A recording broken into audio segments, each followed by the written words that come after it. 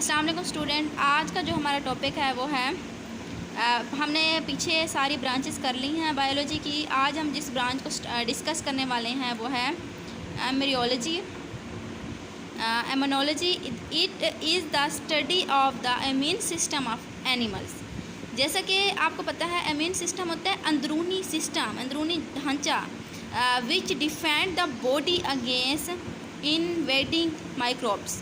Like आपने अभी Covid में देखा होगा कि कह रहे थे कि जिस बंदे का इम्यून सिस्टम स्ट्रॉन्ग है, इम्यूनिटी सिस्टम स्ट्रॉन्ग है, जिसकी इम्यूनिटी स्ट्रॉन्ग है, उनको कोविड नहीं होगा, क्योंकि उनका जो अंदर का सिस्टम है वो जर्म्स के ख़िलाफ़ क़ुव्वत मुदाफ़ियत कर सकता है।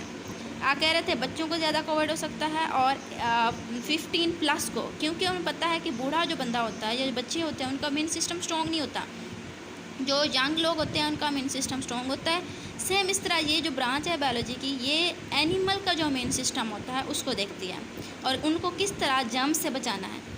फिर है एंटोमोलॉजी। क्या है? It is the study of insect, जो कीड़े मकोड़े हैं, इंसेक्ट हैं, शरात हैं, उनकी जो स्टडी है वो एंटोमोलॉजी करती है। आगे क्या है? Pharmacology. This is the last branch of biology. It is the study of drug and their effect on the system of human body. जो नशा आवर चीज़ें हैं और उनके जो असरात हैं इंसानी जिस्म पर, इस चीज़ का जो स्टडी है वो करती है pharmacology.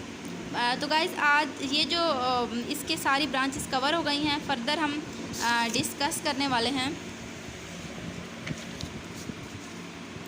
Relationship of biology to other science.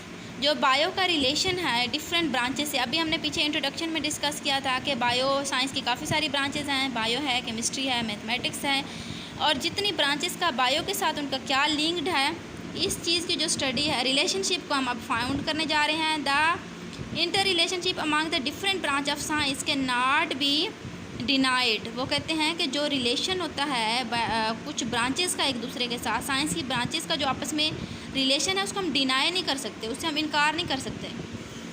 Biology include information on various aspect of living organism but these information relate to the other branch of science as well.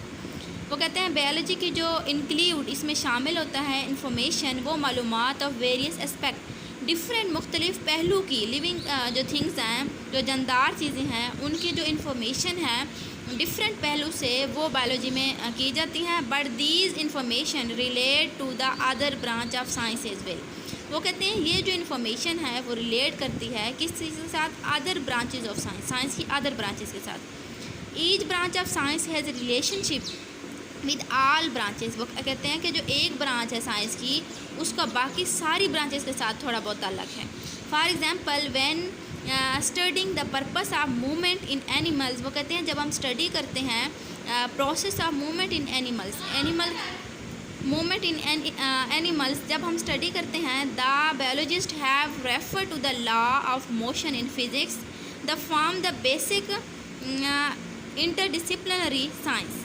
वो कहते हैं कि जब हम बायोलॉजी की बात है कि हम हरकत एनिमल्स की देखते हैं, तो उसमें हम लॉ, प्रिंसिपल्स, असूल किसके देखते हैं? मोशन के कानून देखते हैं। मोशन का कानून, हम फिज़िक्स की बात कर रहे हैं, इसका मतलब है इसका ताल्लुक फ़िज़िक्स के साथ भी है। दिस फॉर्म, ये जो शक्ल है, बेस करती है इंटरडिसिप्लिनरी साइंस। ठीक है, तो आई होप सो कि आपको इसकी समझ आ गई होगी। अगर नहीं आई तो आपने कमेंट कर देना है कि जिस चीज़ की क्लैरिटी नहीं हो रही। बायोफिज़िक्स क्या है? बायोफिज़िक्स है, बायो और फिज़िक्स का मतलब है बायो का फिज़िक्स के साथ क्या रिलेशन है। अब बायोकेमिस्ट्री का मतलब है बायो का केमिस्ट्री के साथ क्या रिलेशन है। तो सबसे पहले हम डिस्कस कर रहे हैं बायो का फिज़िक्स के साथ क्या relation. It deal with the study of principle of physics. वो कहते हैं ये जो स्टडी है किस चीज़ की है? फिज़िक्स की असूल के मुताबिक उस चीज़ की स्टडी है, which is applicable to biological phenomena, जो कि बायोलॉजिकल फिनोमेना के साथ भी एप्लीकेबल है। For example there is a similarity between working principle of lever in physics and lamp of animals in biology. अच्छा, वो कहते हैं मिसाल उन्होंने दिया है कि ये जो सिमिलैरिटी क्या है, जब एक लीवर गाड़ी का उसमें हम प्रिंसिपल देखते हैं, फ़िज़िक्स की बात कर रहे हैं, एंड